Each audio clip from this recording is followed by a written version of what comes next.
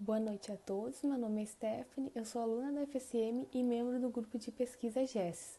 Vamos dar início à aula de hoje com a professora Melissa Agostini Lampert. Ela é doutora e mestre em Clínica Médica com área de concentração em Geriatria pela PUC-RS, médica geriatra no USM, professora associada do curso de Medicina e do mestrado em Gerontologia da UFSM e líder do grupo de pesquisa GESS. E hoje ela irá ministrar a aula sobre fragilidade no idoso. Oi, pessoal, eu vou falar com vocês hoje sobre fragilidade. Vamos lá. Inicialmente, vamos nos localizar em que cenário a gente se encontra para ver a importância desse assunto. Vamos conversar sobre alguns conceitos, definições, diagnóstico e aplicação prática desses conceitos. Temos que imaginar então à nossa frente um indivíduo frágil e tentar desvendar quais são os critérios, itens, cuidados que a gente tem que ter frente a esse indivíduo que a gente está estabelecendo que tem a situação de estar frágil no momento que nós estamos avaliando. Qual seria esse cenário? Por que dentro do campo da geriatria e gerontologia é tão importante nós sabermos identificar, abordar e tratar a fragilidade?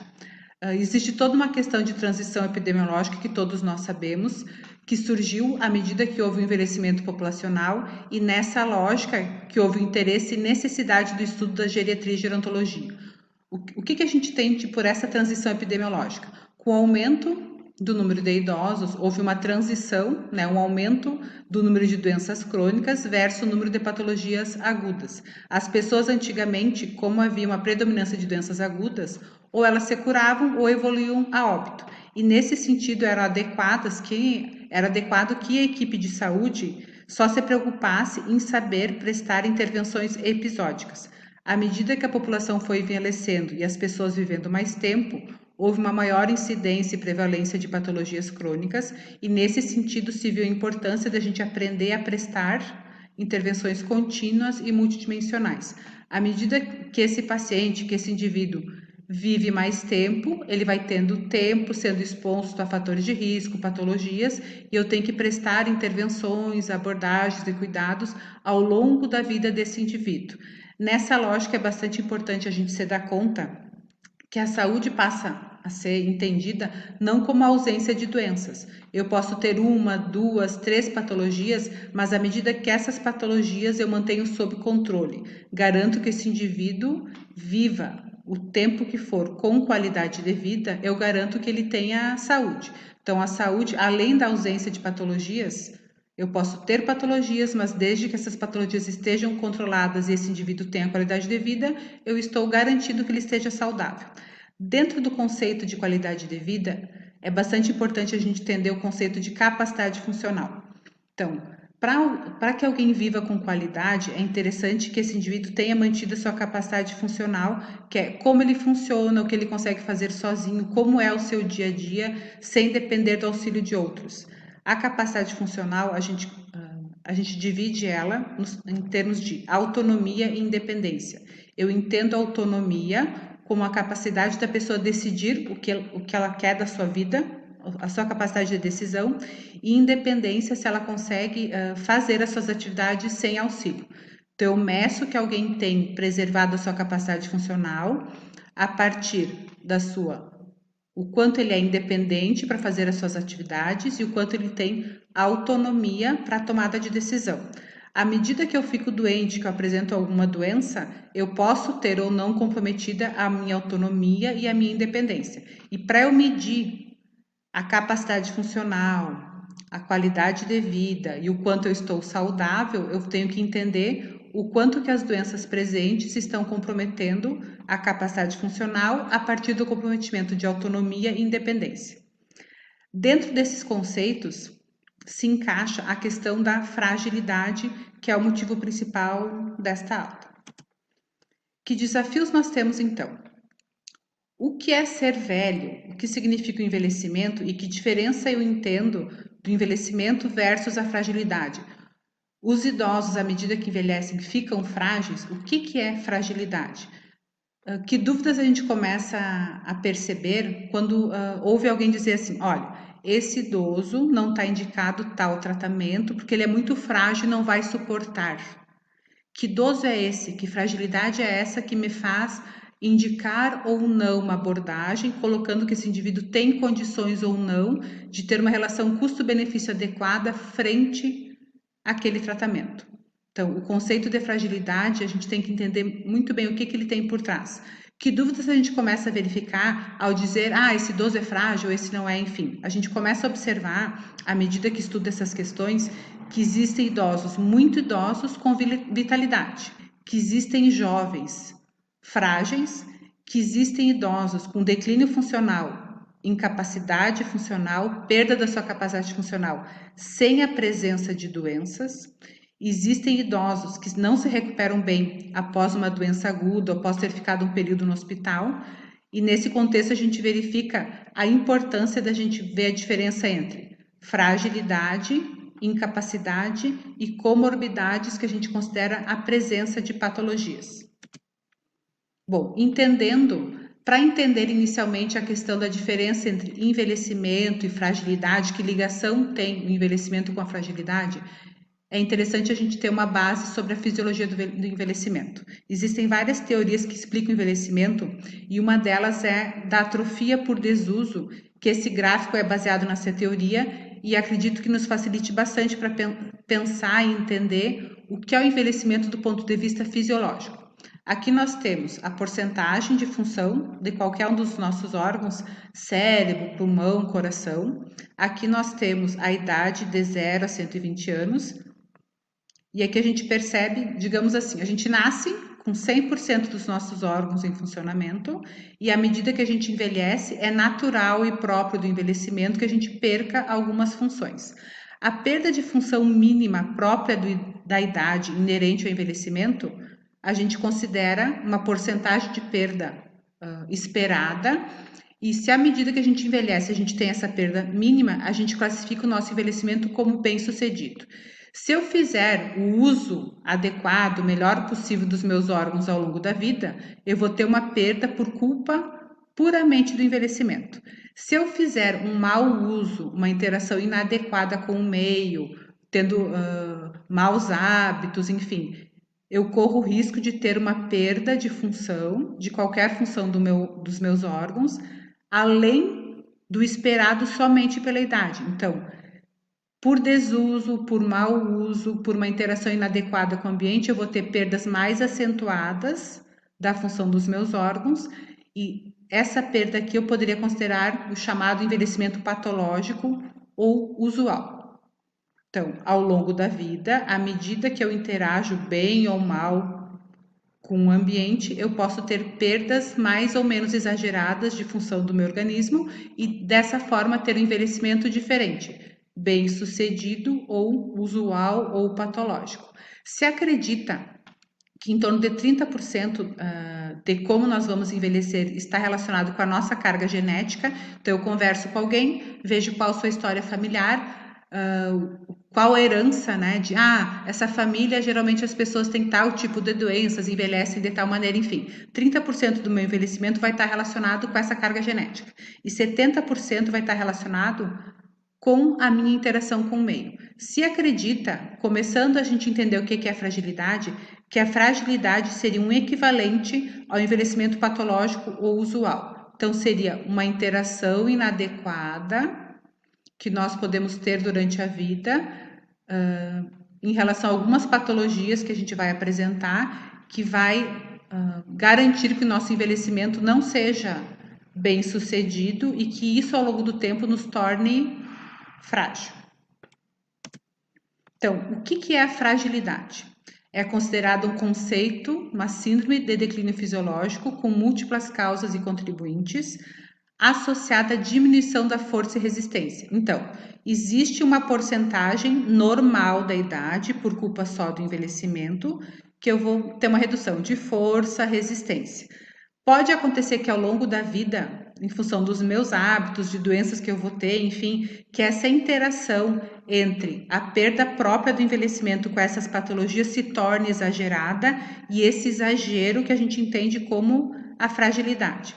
O que acontece com o indivíduo frágil? Ele vai ser mais vulnerável a desfechos adversos à saúde, como risco maior de quedas, precisar morar em instituição de longa permanência, perda funcional e risco de óbito. Por isso a importância da gente, ao avaliar um indivíduo, verificar se ele já apresenta critérios de fragilidade.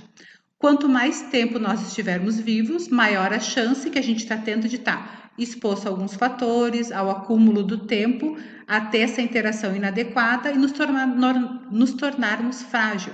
Por isso que a fragilidade ela é mais comum, né? É maior a frequência no idoso, porque ele teve mais tempo de, por não ter tido cuidados adequados, ou só pela questão da passagem do tempo, se tornar frágil. E também, se eu tenho diminuição de força e resistência, é bem possível que com maior chance eu tenha perda da capacidade funcional, de me virar sozinho, de fazer minhas coisas sem auxílio de outras pessoas. Por essas questões que eu coloquei, que é muito útil a identificação da fragilidade para a prática clínica. Então, quando vocês escutarem alguém, esse indivíduo é frágil. Se eu falo que alguém é frágil, por trás tem que ter critérios que mostrem que esse indivíduo está tendo esse declínio fisiológico, com redução de força e resistência e, por isso, com esses maiores riscos. Também a fragilidade é precursora das outras síndromes geriátricas. Quem tem essa diminuição de força e resistência, com maior chance vai ter os IS da geriatria, insuficiência cognitiva, imobilidade, instabilidade postural, as incontinências, risco para iatrogenia, insuficiência familiar e incapacidade de comunicação. No idoso é muito frequente que a ocorrência de um fator leva ao risco que os outros aconteçam como se fosse uma bola de neve. É nosso papel identificar todos os fatores presentes para que a nossa abordagem seja mais adequada. Bom, vamos tentar organizar então o nosso pensamento. Quem é esse idoso, tá? Eu quero entender esse idoso, entender como é o que é próprio do envelhecimento, da sua fisiologia, a perda normal relacionada ao tempo. Eu quero entender que doenças ele já apresenta e eu sei que eu vou torná-lo e garantir e ajudá-lo a estar saudável, não por eliminar todas as doenças, porque algumas crônicas eu não vou conseguir eliminar, vou tentar eliminar todas as agudas que aparecerem e eu vou medir o impacto que essas doenças têm na vida desse indivíduo, para que eu possa dizer que ele está saudável pela sua capacidade funcional, o quanto ele tem de reserva funcional, que dessa forma que eu vou entender que qualidade ele tem do dia a dia, apesar da presença dessas patologias. E vou começar a entender melhor agora que a interação dessas questões da fisiologia do envelhecimento que eu coloquei para vocês, se ao longo do tempo ela interage de maneira inadequada com a presença de patologias, ela pode gerar aquele declínio explicado antes para vocês, que eu chamo de fragilidade. A fragilidade, ela deixa esse indivíduo com maior chance de incapacidade funcional e vice-versa. Então, eu vou fazer tipo um checklist. Quais são as patologias presentes? Entendo a fisiologia do envelhecimento, verifico o impacto nesse indivíduo, se leva a perda de capacidade funcional ou não, e a partir disso eu vou poder estabelecer um plano adequado para esse idoso para mantê-lo saudável. Entendendo melhor a questão da síndrome da fragilidade, até para a gente pensar em como abordá-la, como que a gente pode garantir que ela interfira o mínimo possível no dia a dia desse idoso. Bom, quais são as causas, então, da síndrome da fragilidade? Tem toda a questão da fisiologia do envelhecimento, causas primárias, então, alteração de expressão gênica, dano oxidativo do DNA, encurtamento do telômero, que essa causa básica própria do envelhecimento primária, que vai levar à base do funcionamento da fragilidade, para a gente pensar até em questões de tratamento, que eu vou ter presente na fragilidade uma desregulação neuroendócrina, uma disfunção do sistema imune e esses dois componentes que vão levar às alterações neuromusculares, que é a base da síndrome da fragilidade. Essas alterações neuromusculares que vão tornar o indivíduo frágil.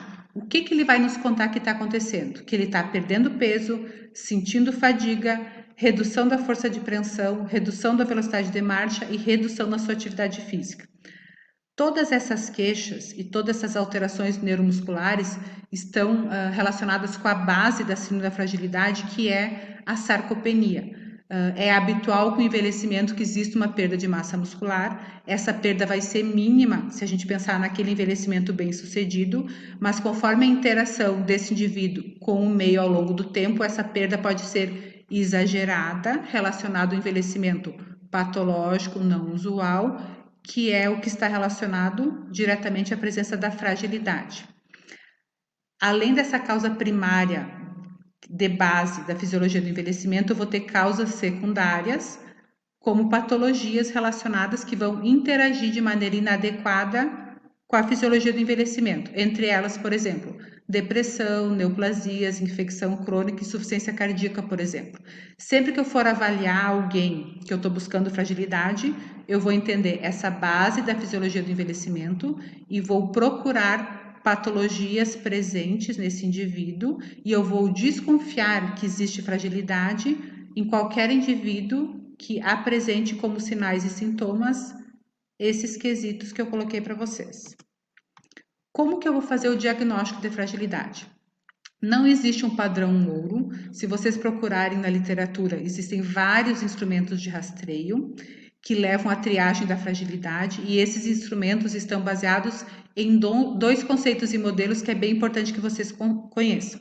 Existe o modelo americano, que fala sobre uma fragilidade física ou fenotípica, que é da autora Fright, que está relacionado a um declínio biológico multissistêmico com sinais e sintomas de perda de peso, fraqueza e velocidade de marcha. Existe o índice de fragilidade por acúmulo de déficits, que é o modelo canadense de Rockwood, que esse modelo está baseado numa combinação de comorbidades, situações sociais e deficiências. Falando inicialmente da fragilidade física ou fenotípica. Então, ele está baseado nesse fenótipo da fragilidade. Esse modelo, ele teve como base um estudo de saúde cardiovascular, um estudo de coorte que avaliou mais de 5.000 participantes e avaliando esses participantes, eles identificaram 5 sinais ou sintomas: perda de peso, fraqueza, exaustão ou sensação de menos energia, lentidão de marcha e redução do nível de atividade física.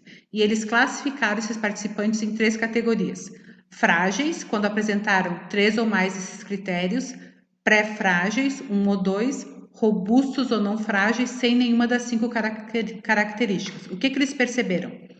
Que quanto maior o número de critérios presentes, maior o risco de patologias novas aparecerem, esses indivíduos serem hospitalizados, sofrerem quedas, perderem capacidade funcional e evoluírem para óbito. Então, quanto maior a fragilidade do indivíduo, maior o risco de apresentação desses resultados adversos.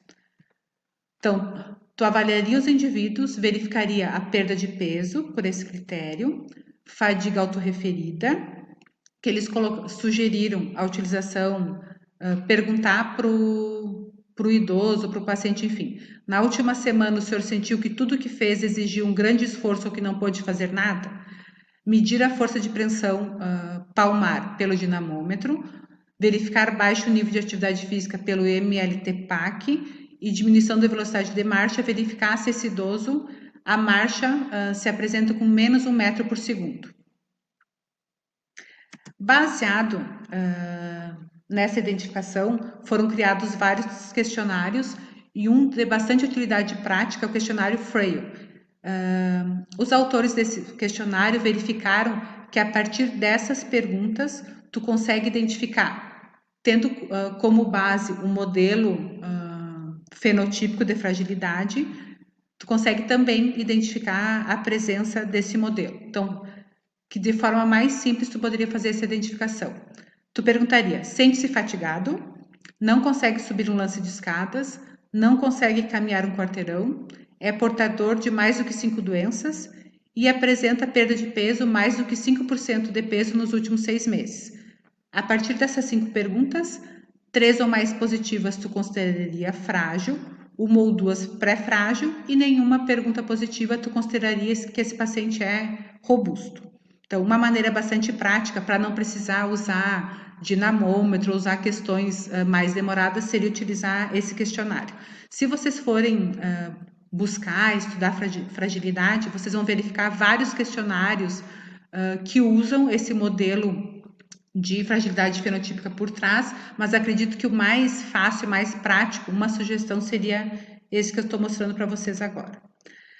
Pensando no modelo canadense, então, esse índice de fragilidade por acúmulo de déficits, eles surgiram a partir do estudo de saúde e envelhecimento, um estudo de corte no Canadá, a partir da observação de mais de 2.000 participantes.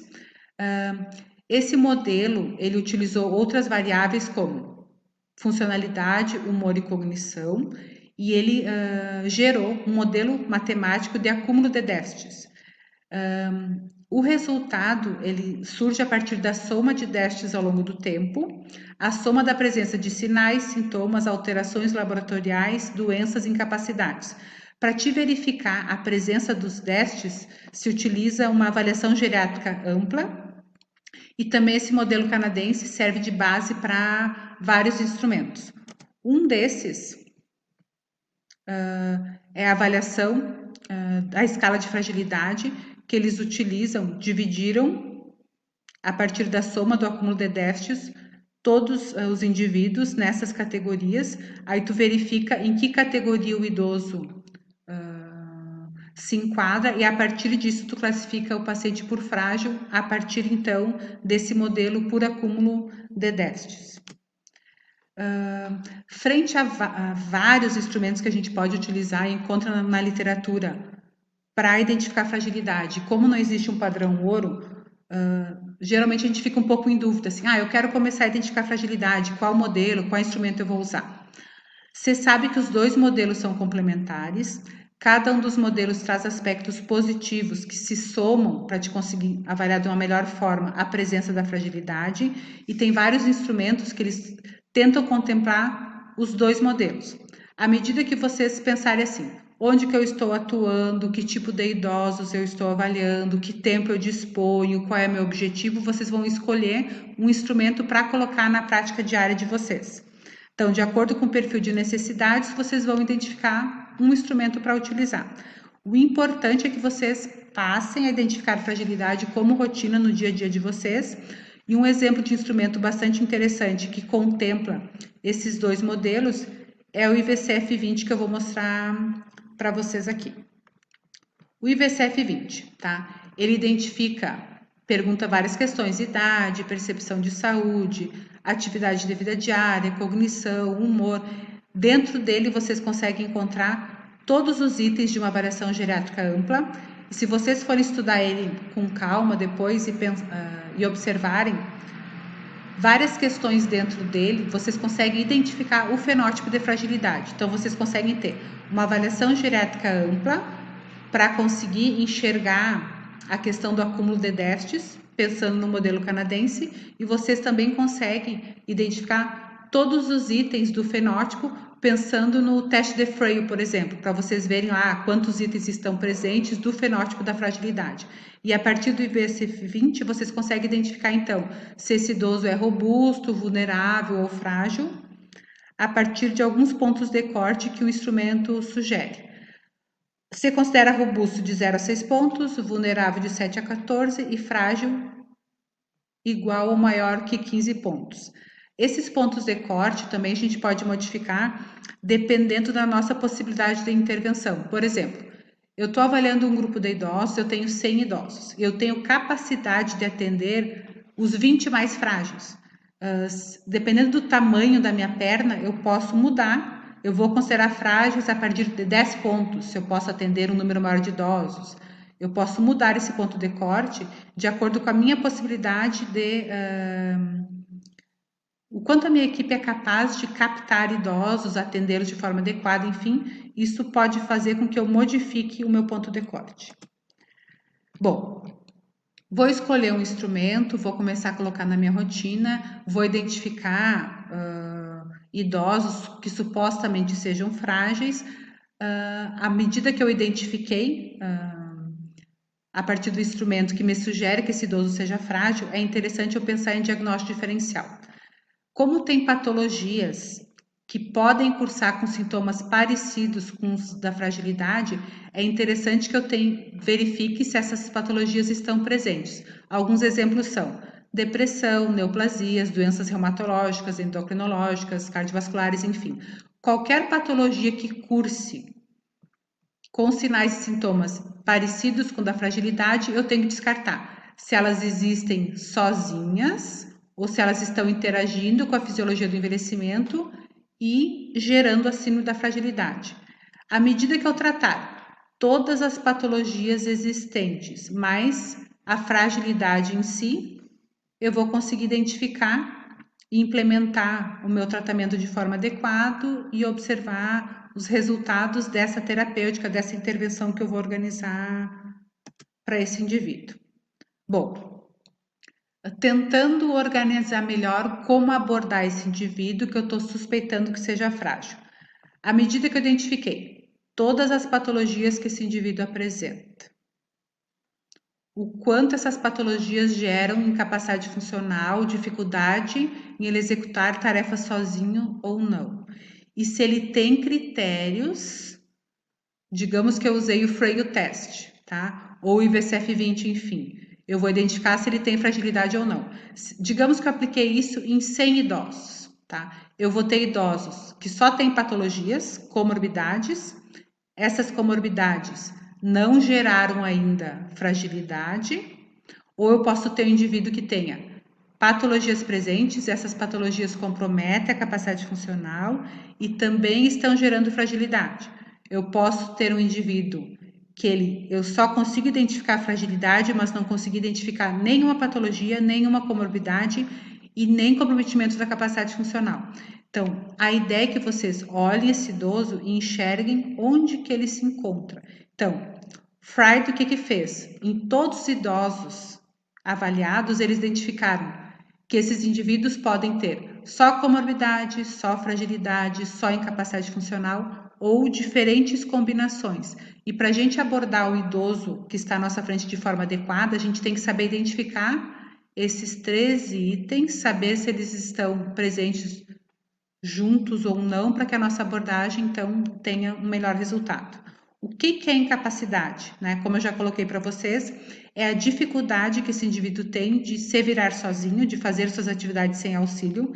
Geralmente, um único sistema é comprometido, com uma instalação súbita. Por exemplo, então, eu tive um acidente vascular cerebral ontem e hoje eu não consigo tomar banho sozinho. Ou sofri uma fratura de fêmur, não estou conseguindo mais deambular, preciso de auxílio no banho, por exemplo. Comorbidade, não necessariamente tem um comprometimento multissistêmico, mas ele pode ocorrer.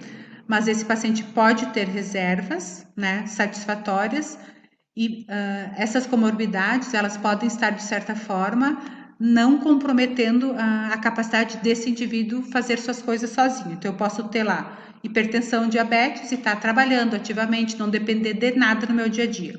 E a fragilidade, geralmente, ela é multissistêmica e gradual. Então, à medida que eu converso com esse idoso, identifico o que está ocorrendo, tento preencher esses critérios, vejo há quanto tempo ele se encontra dessa forma, eu consigo entender quais desses 13 itens estão presentes e dessa forma o meu plano de cuidado, a minha abordagem vai ser mais adequada. Nisso se vê a importância de fazer um diagnóstico correto da presença de fragilidade e esse plano de cuidado, a partir desse diagnóstico correto, ele vai ser adequado, individualizado, eu vou conseguir verificar riscos e benefícios do que eu estou pensando em implementar para esse idoso.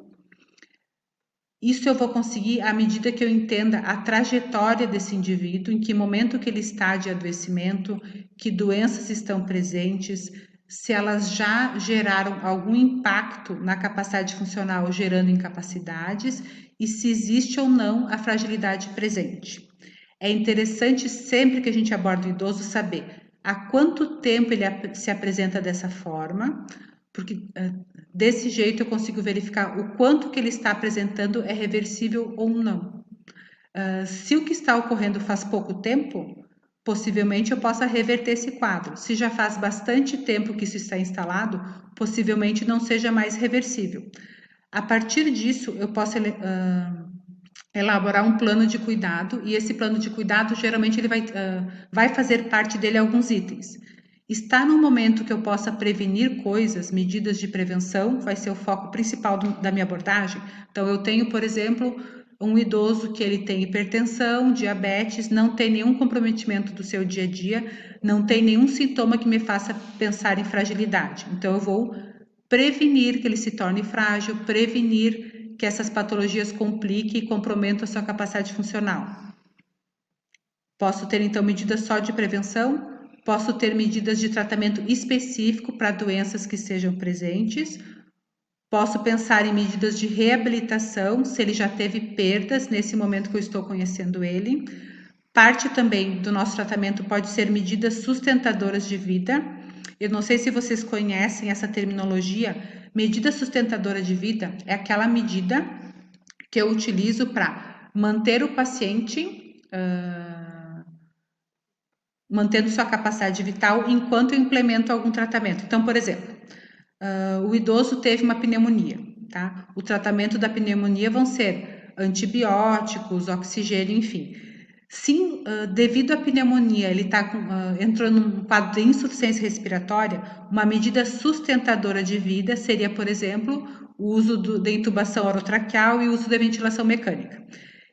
Essas duas medidas servem para sustentar a vida desse indivíduo, para que ele não faleça de insuficiência respiratória, enquanto eu não consigo que os antibióticos, que o oxigênio, outras medidas resolvam a pneumonia. Assim que eu tiver a pneumonia resolvida, eu vou retirar essas medidas sustentadoras de vida, porque elas não são mais necessárias. Acontece às vezes de que medidas sustentadoras podem ser consideradas inadequadas se o tratamento específico da doença eu não consigo mais resolver esse tipo de situação. Nessa lógica tem o termo que a gente usa de limitação de esforço terapêutico. Por que eu estou colocando esses termos nessa aula de hoje? Que são fatores, medidas, elementos do plano de cuidado bastante interessantes que vocês se habituem, procurem estudar, porque eles devem fazer parte de um plano de cuidado adequado e eles estão relacionados, são adequados a sua utilização ou não, na presença ou não da situação de fragilidade. Também tem relação com o conceito diagnóstico de fragilidade, a indicação de cuidado paliativo. Então, quando eu falo em fragilidade, quando eu identifico a presença da fragilidade, o entendimento disso me permite estabelecer um plano de cuidado adequado e esse plano geralmente ele vai fazer parte dele todas essas medidas em maior ou menor escala e é interessante que à medida que vocês imaginam o tratamento de alguém, o plano de cuidado de alguém, esses elementos vão estar mais ou menos presentes e é importante que vocês exercitem isso na prática de vocês, nos estudos, enfim. Aqui eu tentei colocar mais ou menos todos esses conceitos nesse quadro. Acredito que seja interessante vocês terem esse quadro para tentar fazer raciocínio clínico nos estudos de vocês e eu vou tentar mostrar mais ou menos como as coisas se encaixam e como a gente pode usar esse quadro à medida que for estudar um paciente, o caso clínico, enfim. Bom, então aqui eu tenho avaliação clínico-funcional do idoso, que poderia ser o equivalente de uma avaliação geriátrica ampla, tá? Uma avaliação clínico-funcional ou avaliação geriátrica ampla, do que faz parte ela? Eu vou verificar todas as patologias, comorbidades que esse indivíduo apresenta, vou verificar toda a necessidade de auxílio para as atividades da vida diária e aqui eu entendo o uso de instrumentos para eu verificar as atividades básicas, instrumentais, avançadas, a presença das síndromes geriátricas, avaliação de cognição, humor, mobilidade, enfim, e também vou verificar a presença de fragilidade. Toda a conduta e o plano que nós vamos implementar para esse idoso que nós estamos avaliando vai depender de como ele apresenta o quadro clínico no dia que a gente conhece ele e também a partir dessa avaliação clínico-funcional. É bastante importante que o retrato que a gente tira do idoso nesse momento, para que ele nos auxilie ao implementar um plano de cuidado adequado, ele corresponda a 2 semanas antes do início dos sintomas. O que significa isso? Se eu estou conhecendo hoje um idoso que teve pneumonia, tá? Há uma semana ele está com sintomas de pneumonia. Possivelmente a sua capacidade funcional, o que ele vai me contar hoje, vai estar muito comprometido pela presença de pneumonia. Eu não vou enxergar a reserva funcional dele nesse momento, porque ele está com dificuldades por um componente agudo, que é a pneumonia atual. Para que eu consiga entender a saúde desse idoso, é interessante que eu saiba como ele era antes dessa questão aguda, como ele está se apresentando agora, e o basal dele é antes da pneumonia. Então, toda tomada de decisão, ela é bastante importante que a gente verifique o que é necessário para a parte aguda que eu estou tratando agora e qual a reserva que ele tinha antes do que está ocorrendo. Bom, então a avaliação clínico-funcional, ela vai estar relacionada com todos esses itens. Esse quadro, vocês vão precisar estudar ele com calma, revisar todos esses conceitos, mas acredito que ele seja bastante útil. Então, se eu olhar uma linha do tempo, tá? Eu vou verificar onde esse meu idoso está nessa linha do tempo. Em relação a comorbidades, pode ser que ele não tenha nenhuma comorbidade ou já tenha ao longo dessa linha do tempo. Eu vou verificar algum instrumento para ver se ele tem fragilidade. Pode ser que inicialmente eu veja que ele não é frágil, ele é um idoso robusto, ele está iniciando fragilidade, ele já está numa fase inicial, intermediário, essa fragilidade está mais avançada. Ele já tem declínio funcional? Já tem dificuldades no seu dia a dia, nas atividades de vida diária? Não tem ainda? Que ele é um independente total, faz tudo sozinho. Essa perda funcional é iminente, porque ele já tem algumas dificuldades e atividades diárias avançadas. Ele é um dependente total ou parcial das atividades instrumentais de vida diária. Ele já tem dependência parcial das atividades básicas de vida diária, ou numa fase lá mais adiante, vai ter uma dependência parcial ou total da atividade básica de vida diária. Aqui, eu tenho mais ou menos a explicação das comorbidades, do que eu posso entender como fragilidade, o que eu entendo como declínio funcional e uma explicação bem resumidinha do que é atividade de vida diária, avançada, instrumental e básica.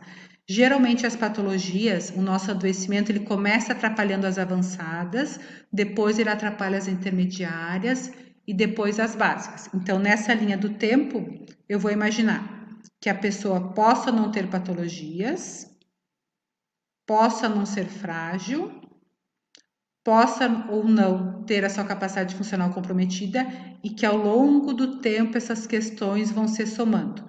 Qual a importância disso? Toda a minha conduta, o meu plano de cuidado vai ser baseado nessa análise aqui. Inicialmente, se eu tenho um indivíduo que tem patologias ou não, tá? Se essas patologias presentes ou não estão relacionadas com fragilidade, não estão levando à perda funcional. Esse idoso é totalmente independente. A minha abordagem vai ser me preocupar no tratamento específico das patologias que ele tem presentes e eu vou usar medidas sustentadoras de vida porque eu verifico que esse tratamento específico tem uma relação risco-benefício adequada. À medida que esse indivíduo vai se tornando mais frágil, mais dependente de cuidados, pode ser que essa relação risco-benefício não seja tão adequada e vai mudar essa minha conduta ao longo do tempo. Se eu tiver um indivíduo com patologias presentes, uma fragilidade bastante avançada, um declínio funcional estabelecido, esse indivíduo já dependente total de todas as atividades de vida diária, possivelmente esse indivíduo vai ter mais benefício de medidas mais para paliativas, gerando conforto, qualidade no tempo de vida que eu imagino para esse indivíduo, do que nessa fase inicial, que eu vou pensar em abordagens mais curativas de eliminar problemas existentes. Primeiro eu consigo eliminar problemas existentes e à medida que o tempo vai passando, eu não consigo mais eliminar algumas coisas, mas eu posso promover qualidade ao longo do tempo, independente em que momento esse indivíduo está. Isso é bastante importante, a gente tirar uma foto desse indivíduo e verificar onde que ele se encontra nessa linha do tempo. Esse é um exercício que a gente vai aprendendo à medida que vai estudando, praticando a questão do uso desses conceitos, enfim. Mas a ideia de passar esse quadro para vocês é dar uma base para esse raciocínio clínico que junte todos esses conceitos que eu estou colocando para vocês hoje. Bom, vamos tentar fazer um exercício a partir desses conceitos do que eu conversei com vocês até agora. Bom, um primeiro caso, tá? Vamos imaginar então, tem uma senhora idosa de 80 anos, tá? Aqui eu tenho o caso clínico dela e eu vou tentar então, como exercício, identificar quais são suas comorbidades, se ela já tem incapacidade, se ela já tem critérios de fragilidade e qual seria um plano inicial de abordagem dessa idosa. Então, vamos verificar aqui. Comorbidades, tá? Eu tenho presente hipertensão arterial, sobrepeso e artrite de joelho como patologias crônicas. Quanto à incapacidade, ela era independente para as atividades de vida diária e praticava atividade física regularmente. Eu tenho essas comorbidades crônicas e independência para a atividade do dia a dia. Ela teve uma patologia aguda, uma rotura de ligamento do joelho durante o exercício e a partir dessa patologia aguda, ela começou com dificuldade para deambular e modificou suas atividades do dia a dia. Então, se a gente for pensar, patologia crônica, ela vai ter hipertensão, sobrepeso e a osteoartrite. Enquanto ela tinha só essas patologias crônicas, não tinha incapacidade. Ela teve um comprometimento agudo pela rotura de ligamento do joelho e a partir desse comprometimento agudo, ela teve uma perda de capacidade funcional. Depois desse quadro agudo, ela começou a se queixar de fraqueza, emagrecimento que associa um quadro depressivo, caminhando mais lentamente, sem poder praticar exercícios físicos. Se a gente for observar, são sinais, sintomas que nos fazem lembrar da questão da fragilidade. Só que esses sintomas e sinais, eles começaram abruptamente a partir da rotura do ligamento do joelho doente. Se eu for perguntar para ela as questões do Frail Test, pode ser que ela pontue um ponto, 2 pontos, mas a gente tem que observar que essas queixas são pontuais e que ocorreram logo após a rotura de ligamento e que eu não posso considerar que essa senhora é frágil, mas ela tem risco de se tornar frágil à medida que ela ter uma perda de peso correspondente ao critério de fragilidade, começar a ter essas queixas de forma consistente ao longo do tempo. Então, qual a minha conduta? Eu preciso, sim, tratar essa questão o mais rápido possível da rotura de ligamento, verificar se realmente ela tem uma doença, um quadro de depressão associado, que possa deixá-la realmente em risco de ter uma fragilidade instalada. Tá? Então, eu vou tratar as comorbidades que já estão presentes, a incapacidade que iniciou agora com a rotura de joelho e além do tratamento das patologias presentes, crônicas e agudas, e da incapacidade que ocorreu agora, eu tenho que já ficar de olho porque ela não é frágil no momento, porque a fragilidade ela vai acontecer ao longo do tempo. Se eu não cuidar desses sinais que já começaram agora, essa fragilidade vai estar instalada. Então, a minha conduta tem que dar conta comorbidades presentes, incapacidade presente e risco para fragilidade no futuro se eu não me der conta de resolver essas questões rapidamente. Um segundo caso, também uma idosa, 80 anos, empresária, ativa profissionalmente, de patologias crônicas ela tem doença arterial coronariana compensada, um câncer de mama com metástase para quadril esquerdo há 6 anos, vinha com bom controle oncológico. Há 1 ano e meio, ela sofreu uma fratura de colo de fêmur direito, fez uma correção cirúrgica há 1 ano e meio e voltou a deambular. mas há 1 ano e meio, desde que ela voltou a deambular, ela começou a ter uma marcha mais lenta devido ao medo de cair, e ela refere perda de peso, sensação de fadiga e cansaço. O que eu tenho aqui? Comorbidades: cardiopatia isquêmica, câncer de mama, com metástase óssea, fratura de fêmur.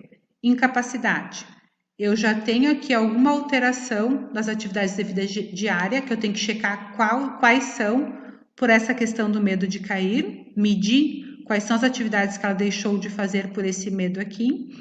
E eu já tenho sinais e sintomas que eu também tenho que quantificar por uma escala de fragilidade para verificar a presença da síndrome. Como já faz 1 ano e meio que ela tem esses sinais e sintomas, é bem possível que ela já tenha fragilidade instalada.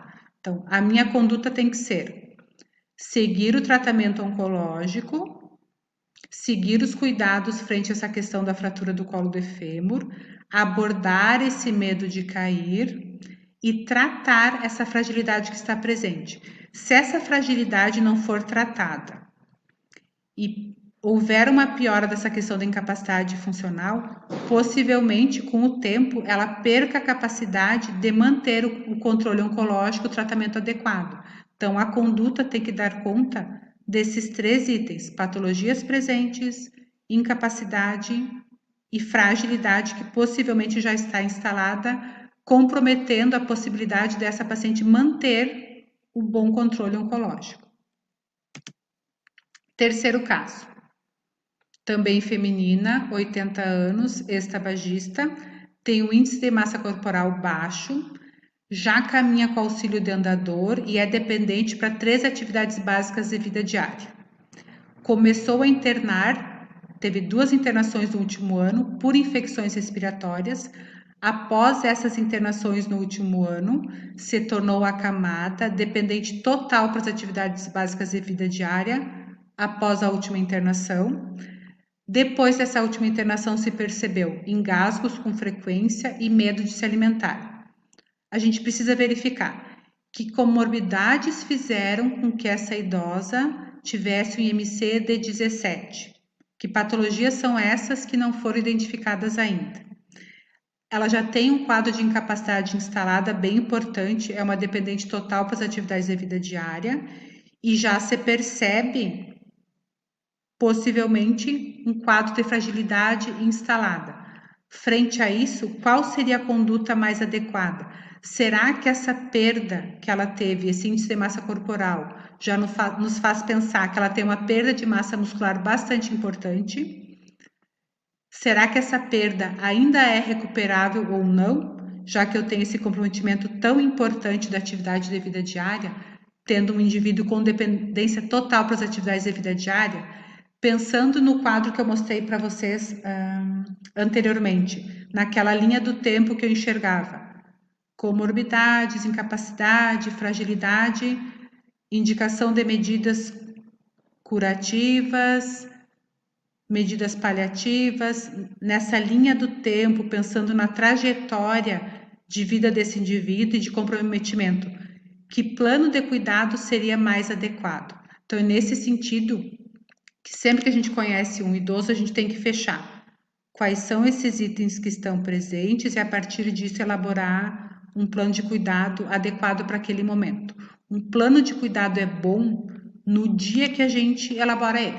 Esse plano ele tem que ser verificado frequentemente, porque a partir dessa trajetória, se as perdas existentes são antigas, são recentes, pode ser que esse indivíduo mude ao longo do tempo e coisas que eu pensei hoje, amanhã não sejam adequadas. É muito importante que a gente seja bastante vigilante ao que está acontecendo e readequando o nosso plano de cuidado de acordo com a necessidade. Nessa lógica, então, o meu objetivo era fazer vocês pensarem, tentarem exercitar e conhecer minimamente esses conceitos, entendendo melhor quem é esse idoso. A importância de entender que patologias já estão comprometendo, já estão presentes, que impacto essas patologias estão gerando em termos de capacidade funcional, Para eu entender essa incapacidade funcional, eu tenho que saber identificar as síndromes geriátricas por trás, a partir do uso da avaliação geriátrica ampla. Tenho que ter um entendimento básico de fisiologia do envelhecimento. Com todos esses conceitos entendidos, eu posso entender o significado de ageísmo e o quanto ele existe embrenhado nas condutas, nos planos de cuidado, nas abordagens que eu vejo que são designadas para o idoso e poder questionar se elas são adequadas ou não. Entendendo essa interação que existe no indivíduo ao longo do tempo entre a presença de patologias e a fisiologia do envelhecimento, eu vou conseguir, entendendo os critérios, determinar se esse paciente é frágil ou não. Essa interação entre a fragilidade e a incapacidade, e também é interessante a gente enxergar que por trás da fragilidade, a abordagem da fragilidade, ela está pautada pelo tratamento das patologias presentes e pelo tratamento adequado da sarcopenia, que é o que tem por trás do diagnóstico de fragilidade. Gostaria de encerrar colocando para vocês que, para saber viver bem, leva tempo, para a gente entender o que é necessário, o que é adequado, para que a gente possa viver da melhor forma. E quanto antes nós começarmos a entender o que fazer para viver bem, melhor. Quanto às referências bibliográficas, a questão do Tratado da Geriatria é um clássico que eu indico para vocês utilizarem nos estudos de vocês, e aqui eu coloco alguns autores utilizados, todos eles bem interessantes para vocês buscarem o aprofundamento na temática que nós conversamos hoje. Um grande abraço a todos, até mais. Gostaria de agradecer à professora pela aula e pela disponibilidade e também avisar a todos que o link para confirmar a presença está na descrição do vídeo.